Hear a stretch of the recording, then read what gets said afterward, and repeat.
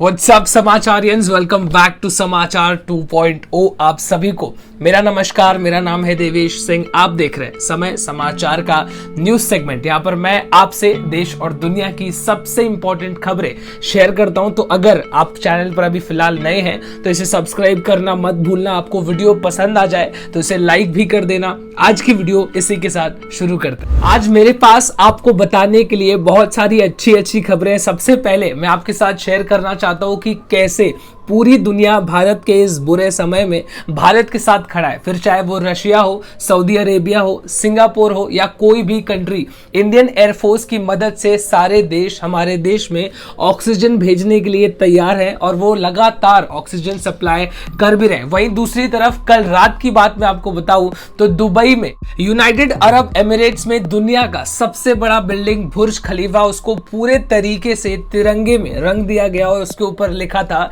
Stay strong India.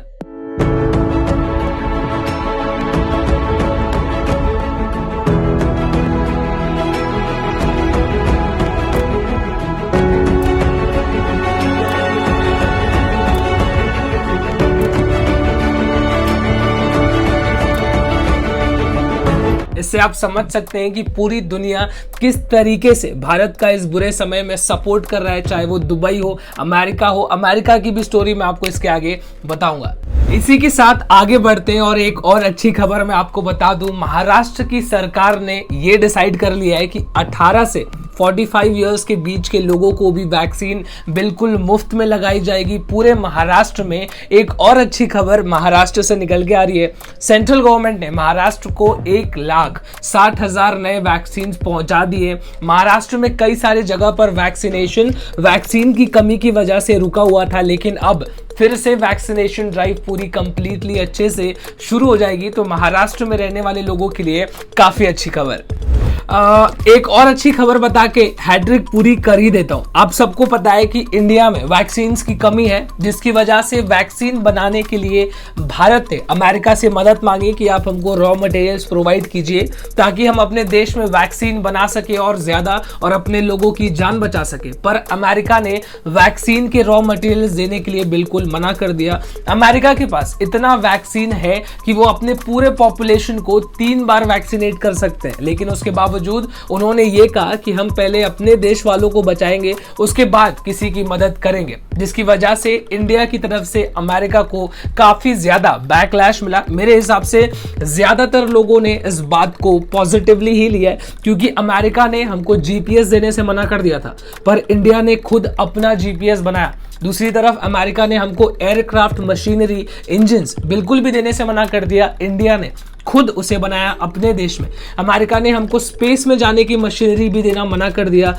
वो भी India ने खुद बनाया। और मुझे नहीं लगता कि आपसे ये बात छुपी होगी कि शायद ही दुनिया में ऐसा कोई देश है जिसका सैटेलाइट इंडिया स्पेस में नहीं भेज रहा। ज्यादातर इंडियंस और साइंटिस्ट का यही कहना है कि भारत अपने ही देश में वैक्सीन बनाएगा, लोकल से रिसोर्सेज रॉ मटेरियल सोर्स करके। हमको अमेरिका से किसी भी रॉ मटेरियल की जरूरत नहीं है। अमेरिका में 50-60 लाख से भी ज्यादा इंडियंस रहते हैं। उन्होंने भी अमेरिका के प्रेसिडेंट जो बाइडेन के एडमिनिस्ट्रेशन को काफी ज्यादा बैकलैश दिया। पूरी दुनिया से इतना ज्यादा बैकलैश आने के बाद कि भारत ने पूरी दुनिया की मदद की और अमेरिका ने रॉ मटेरियल देने से मना कर दिया, जिसके बाद अमेरिका ने कल तुरंत उनके एडमिनिस्ट्रेशन से फोन आया भारत में अजीत डोवाल को, और उन्होंने कहा कि इंडिया को जिस भी वैक्सीन को बनाने के लिए जितने भी रॉ मटेरियल की जरूरत है, हम तुरंत उसे भारत अभी के अभी भेज रहे हैं।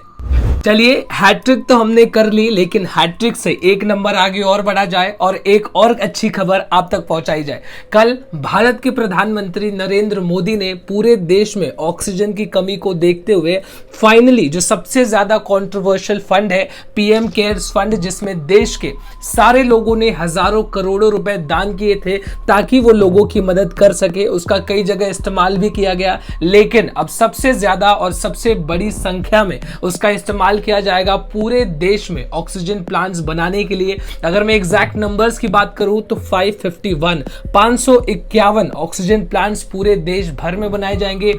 मोस्टली जितने भी सरकारी हॉस्पिटल्स हैं उसमें कंपलसरीली इन चीजों को बनाया जाएगा ताकि देश में ऑक्सीजन की कमी से लोगों को मरना ना पड़े। अगली न्यूज विरार के विजय वल्लभ हॉस्पिटल से निकल के आ रही है, जहां पर बीते दिन आग लगने की वजह से 15 कोविड पेशेंट्स की मृत्यु हो गई। फिलहाल उस हॉस्पिटल के सीईओ और CAO, chief executive officer, chief administrative officer, दोनों को अरेस्ट कर लिया गया है। डॉक्टर दिलीप शाह और doctor Shailesh Pathak section 303 IPC section 337 IPC section 338 के अंदर हॉस्पिटल के स्टाफ नर्स ने यह भी बताया कि उस एसी में से चिंगारी निकल रही थी, उसके बारे में भी हमने जानकारी दी थी, लेकिन उसके बावजूद कोई एक्शन नहीं लिया गया। मन की बात में भारत के प्रधानमंत्री नरेंद्र मोदी ने कहा कि जो कोविड का सबसे पहला वेव आया था उसको हमने बड़े आसानी से और बड़े अच्छे तरीके से जीत लिया था, लेकिन ये जो दूसरा कोविड का वेव आया इसने पूरे भारत देश को एकदम झंझोल के रख दिया है, हिला के रख दिया। लेकिन भारत सरकार इस मुसीबत से लड़ने के लिए अपनी पूरी ताकत का इस्तेमाल कर रही है और जल्द ही इस सेकेंड वेव से भी भारत उभर के बाहर निकलेगा, वो भी एकदम अच्छे तरीके से। प्रधानमंत्री ने कहा कि फिलहाल हम सबको डॉक्टर्स की सुनने की जरूरत है, साइंटिस्ट की सुनने की जरूरत है और जो प्रोटोकॉल है उसको फॉलो करना जरूरी है, सोशल डिस्टेंसिंग, और घर से बाहर बहुत ही कम निकले। और क्यों घर से बाहर नहीं निकलना चाहिए उसके लिए भी मैं नंबर्स आपके साथ शेयर करूंगा। पिछले एक हफ्ते में, सिर्फ एक हफ्ते में भारत ने 22.5 लाख से भी ज्यादा कोविड के केसेस दर्ज किए। कल की मैं बात आपको बता दूं, 3,55,000 नए कोविड के केसेस दर्ज किए गए। वहीं पर कम से कम लगभग 3,000 लोगों ने कोविड की वजह से अपनी जान खोई है। तो अब आप समझ सकते हैं कि घर से बाहर निकलना कितना ज्यादा आपके लिए हानिकारक हो सकता है। जो नंबर्स आपको मैंने बताए, ये सारे नंबर्स सिर्फ और सिर्फ ऑफिशियल डेटा है जो सरकारी किताबों में दर्ज किया गया है। आप समझ सकते हैं कि ये 3-3.5 लाख केसेस नहीं आ रहे, 5-10 लाख केसेस आ रहे हैं, जिसका कोई हिसाब नहीं है। इंडिया से बाहर जाने वाले लोगों को रोका जा रहा है। पहले ही इंडिया में इतने ज्यादा केसेस बढ़ रहे हैं, कई सारे देशों ने इंडियंस के फ्लाइट्स को कंप्लीटली बैन कर दिया है। अब इसमें नए देश भी शामिल हो गए। मैं आपको बता दूं, जर्मनी, इटली, यहां तक कि बांग्लादेश, इन 3 देशों ने भी इंडिया से आ रहे सिटीजन्स को रोक दिया है। कितना भी इमरजेंसी काम हो, आप इंडिया छोड़ के अब किसी भी देश नहीं जा सकते। कल फिलहाल ये कंट्रोवर्सी पूरे देश में सबसे ज्यादा चर्चित थी, जहां पर लोग ये बात कर रहे थे कि बीजेपी की सरकार ने कैसे ट्विटर पे से सारे ट्वीट्स को जो सरकार को क्रिटिसाइज करते हैं उसको डिलीट करवा दिया। लेकिन आईटी मिनिस्टर ने खुद इस पूरे मामले पर सफाई दी। उन्होंने बताया कि ट्विटर, फेसबुक, इंस्टाग्राम और यूट्यूब से हमने उन वीडियोस, पोस्ट और ट्वीट्स को डिलीट कराया जो देश में कोविड-19 के सिचुएशन को लेके फेक न्यूज फैला रहे हैं और लोगों को सिचुएशन के बारे में डरा रहे। हमने सिर्फ उन पोस्ट को डिलीट करने को कहा है, ना कि उन पोस्ट को जो सरकार को क्रिटिसाइज कर सकते हैं। आप अभी भी जाके ट्विटर पे सर्च कीजिए तो देश को, सरकार को क्रिटिसाइज करने वाले हजारों ट्वीट्स आपको मिल जाएंगे, ऐसा आईटी मिनिस्टर का कहना है। अगली खबर इराक के बगदाद से निकल के आ रही है, जहां पर कोविड हॉस्पिटल में आग लग गया। ऑक्सीजन सिलेंडर फट जाने की वजह से 82 कोविड पेशेंट्स उसमें जल के मर गए, जिसके बाद अभी भी कम से कम 110 से ज्यादा कोविड पेशेंट्स बुरे तरीके से घायल है। पूरे देश में इस इंसिडेंट को लेके आक्रोश का माहौल है। देश में जितने भी मेडिकल स्टाफ है हायर लेवल के, उन सबको सस्पेंड कर दिया गया। इसकी वजह से फिलहाल पूरी दुनिया इस बात का शोक मना रही है। This is CCTV from a corridor on the intensive care floor of a hospital in southern Baghdad. It's just before 10:30 on Saturday night. Watch the right of the screen and the flash as an oxygen tank explodes.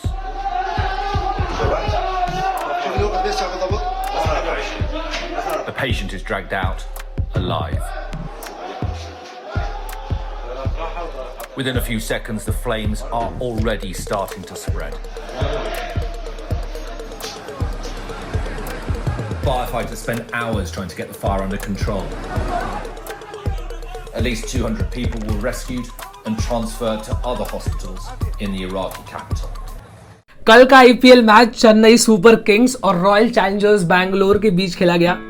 माफ कीजिएगा, या मैं इसको इस तरीके से कहूं कि रॉयल चैलेंजर्स बैंगलोर और रविंद्र जडेजा के बीच खेला गया। इस बंदे ने सिर्फ 28 बॉलों में 62 रन मारे और आईपीएल का रिकॉर्ड भी तोड़ दिया। मैं आपको बता दूं, सिर्फ एक ओवर में सबसे ज्यादा रन बनाने का रिकॉर्ड था 36 रन, लेकिन जड्डू ने इस रिकॉर्ड को भी तोड़ दिया। सिर्फ एक ओवर में बंदे ने 37 रन मारे, 3 विकेट भी चटकाए और एक को रन आउट भी किया। तो आप समझ सकते हैं किस तरीके से चेन्नई सुपर किंग्स को जड्डू ने जीत की तरफ लेके गया। आज शाम को किंग्स 11 पंजाब और कोलकाता नाइट राइडर्स के बीच मुकाबला होगा। देखने वाली बात होगी कि कोलकाता कम से कम ये वाला मैच जीतती है या नहीं। इसी के साथ आज की न्यूज अपडेट्स में बस इतना ही। कल आपसे फिर से मुलाकात होगी, तब तक आप चैनल को सब्सक्राइब जरूर कर लीजिएगा। This is me Devesh Singh signing off. नहीं, अपना ख्याल भी रखिएगा। This is me Devesh Singh signing off. जय हिंद।